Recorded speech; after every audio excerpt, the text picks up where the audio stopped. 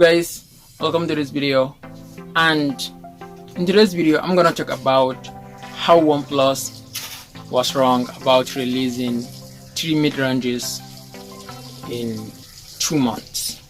So let's get into this video. So OnePlus kind of got more popularity when they released their new mid-range smartphone in mid-August, which they named the OnePlus Nord, which was good. Tested by many creators, it was a good smartphone.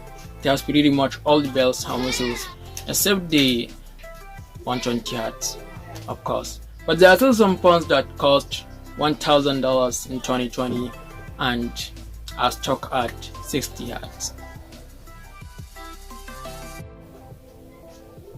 So there are still some people who have not yet decided to go out and pick up the OnePlus Nord, and boom, OnePlus has dropped another 400 mid-range smartphone with the same 5G spot, same 1080p OLED display, almost the same price, almost the same battery, quad camera, pretty much all the same things from the first OnePlus Nord.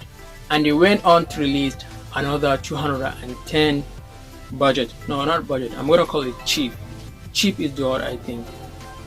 They went on to release another cheap $210 smartphone with 90Hz and a lot of extra features, that you'll love to see in a cheap smartphone. And that kind of makes things complicated. Like, what is OnePlus on about? Well, my take is I don't have a problem with the cheap one, which they named the OnePlus Nord N100. It has a terrible name, by the way, and it is gonna cost $210. Making the cheap one is a smart idea, and it is giving your customers more choices and even at an affordable price. So that is smart. People need good and cheap smartphones. This might be it. So now OnePlus has a phone from 900 all the way down to 210 to meet your budget, which is kind of great. Giving customers more choices is a great marketing idea. Thumbs up. Fun fact, the N100, I'm struggling to call it name, the N100 has more battery than the N10 5G, which is supposed to be $400, $200 more than the N100. And on the second 400 mid-range smartphone they have released this year, I would say that is a terrible idea.